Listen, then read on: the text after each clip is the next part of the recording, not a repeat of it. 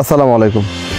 E commerce সম্পর্কে যদি আপনাকে জিজ্ঞাসা করা হয়, আপনার চোখের সামনে আলিবাবা নয়তো অ্যামাজনটা বেশি উঠবে। আমরা আজকে শুনবো আলিবাবার প্রতিষ্ঠাতা জ্যাক মার ব্যর্থতার গল্প, যেখান থেকে তিনি সফলতা অর্জন করেছেন। জ্যাক মা ব্যর্থতা ছিল যার নিত্যসঙ্গী।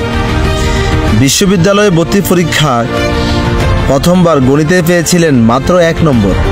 3 বার পরীক্ষা দিয়েও ভালো কোনো বিশ্ববিদ্যালয়ে ভর্তির সুযোগ পাননি। শেষ পর্যন্ত যেখানে ভর্তি হয়েছিলেন সেটা তেমন কোনো দামও ছিল না। ব্যর্থতার সেই গল্প দীর্ঘ হয়েছে পরবর্তী সময়েও। কেএফসিতে কাজের জন্য আবেদন করে 24 জন আবেদনকারীর মধ্যে 23 জনই নিয়োগ পেয়েছিল, শুধু তিনিই পাননি। যখন পুলিশের চাকরির জন্য আবেদন করলেন, প্রতি 5 জনের 4 জনই চাকরি পেয়েছিল। ভাগ্য খোলেনি সেখানেও। তবুও ব্যর্থতার এমন অসংখ্য গল্প ছাপিয়ে তার সাফল্যের পাল্লাটাই ভারী হয়েছে। তার প্রতিষ্ঠিত কোম্পানি আলিবাবা হয়ে উঠেছে বিশ্বের অন্যতম শীর্ষস্থানীয় ই কমার্স প্রতিষ্ঠান। বলছি জ্যাক মায়ের কথা।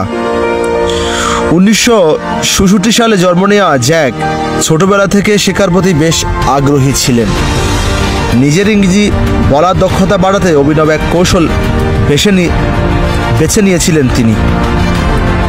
তরুণ জ্যাক বাড়ি থেকে প্রায় 40 মিনিটের পথ পাড়ি দিয়ে প্রত্যেক দিন স্থানীয় হাংজু নামক হোটেলে আসতেন বিদেশিদের সাথে কথা বলার জন্য। 9 বছর ধরে তিনি 70 মাইল পথ সাইকেল চালিয়ে পর্যটকদের এলাকা ঘুরিয়ে দেখাতেন শুধুমাত্র ইংরেজি শেখার জন্য। এরকমই এক পর্যটকের সাথে তার এক পর্যায়ে বন্ধুত্ব হয়ে যায়। সে ব্যক্তি মায়ুনকে জ্যাক মা নাম দেন, কারণ তার চীনা নামটি ইংরেজদের জন্য উচ্চারণ করা নাকি কঠিন ছিল। জ্যাকের ব্যর্থতার গল্পের শুরু বিশ্ববিদ্যালয়ে ভর্তি হওয়ার থেকে। জ্যাকে সে ভর্তি পরীক্ষায় উত্তীর্ণ হতে পুরো 3 বছর লেগেছিল। হার্ভার্ডে ভর্তির জন্য তিনি মোট 10 বার আবেদন করেছেন, কিন্তু 10 বারই প্রত্যাখ্যাত হন। চাকরি জীবনে ভাগ্য তাকে বরাবরই নিরাশ করেছে। ছোট বড় প্রায় 30টি কোম্পানিতে আবেদন করেও কোনো চাকরি পাননি জ্যাক। ছোটবেলা থেকে প্রত্যাখ্যানকে সমর্থক শব্দ হিসেবে নিয়ে বড় হওয়া এই মানুষটির জীবনে সফলতার পেছনে এই ব্যাপারটি সবচেয়ে বড় ভূমিকা রেখেছে। প্রত্যাখ্যাত হতে হতে একসময় তার মন থেকে প্রত্যাখ্যানের ভয়টাই চলে গিয়েছিল। এমনকি আলিবাবার সফলতার সাথে তিনি 2টি উদ্যোগে বেশ খারাপভাবে ব্যর্থ হন। ইংরেজিতে দক্ষতার সুবাদে তিনি একটি স্থানীয় কলেজের বছর 5 ইংরেজি শিক্ষক হিসেবে চাকরি করেন। তখন তার বেতন ছিল মাসে $15। এ সময় তিনি স্থানীয় কেএফসি হোটেল এবং পুলিশে চাকরির আবেদন করেন এবং সবখানে অকৃতকার্য হন। সবখানে পরাজিত হয়ে বেপরোয়া জ্যাক মা এবার সিদ্ধান্ত নিলেন ব্যবসা করবেন। পরিকল্পনা অনুযায়ী তিনি একটি অনুবাদ প্রতিষ্ঠান চালু করেন, কিন্তু তাতে তার আর্থিক অবস্থার কোনো উন্নতি হলো না। সংসারের খরচ চালাতে কখনো তাকে রাস্তায় টানাটানির কাজে শ্রম দিতে হতো। আলিবাবার পথ চলা শুরু করার 5 আগেও জ্যাক মা ইন্টারনেট সম্পর্কে তেমন কিছুই জানতেন না। 1994 সালে তিনি প্রথম ইন্টারনেট নামক অস্তিত্ব সম্পর্কে জানতে পারেন।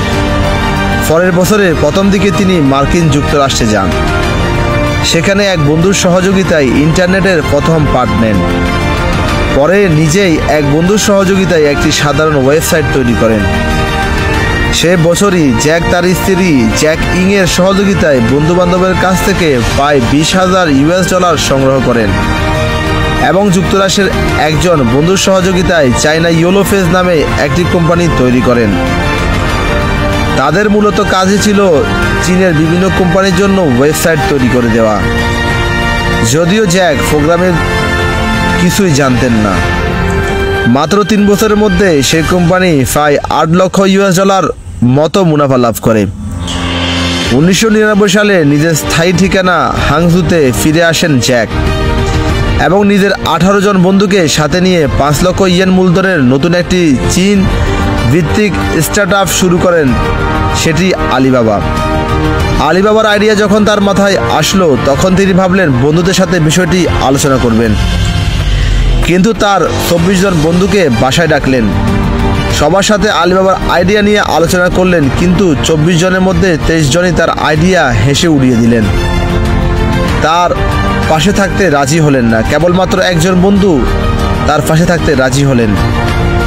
তবে তার সেই বন্ধু সত্য দিলেন, যদি দেখা যায় তারা তেমন কোনো লাভের মুখোমুখি হচ্ছেন না, তাহলে তারা এই ব্যবসা থেকে ফেরত যাবেন আর সামনের দিকে যাবেন না।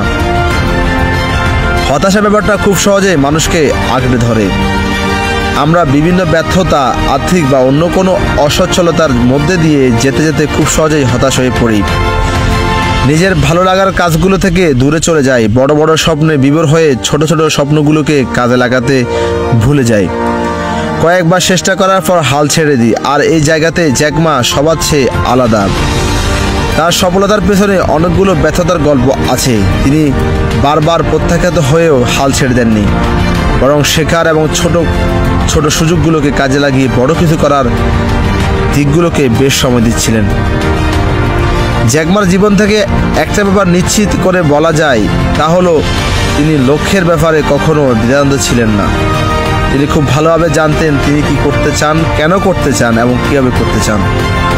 জ্যাক মা প্রযুক্তি বিশেষজ্ঞ না হয়েও দেখিয়ে দিয়েছেন কীভাবে প্রযুক্তির ব্যবহার করে বিশাল সাম্রাজ্য তৈরি করা যায়। পণ্যের উপর নির্ভরশীল ব্যবসাগুলোকে তার সফলতার মূল কারণ তার দৃষ্টিভঙ্গি।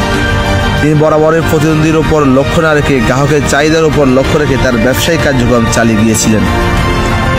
এমন করে সফলতা ছাড়িয়েছেন সমসাময়িক সকলকে। জ্যাক মা আমাদের তরুণ প্রজন্মের জন্য অনুপ্রেরণা।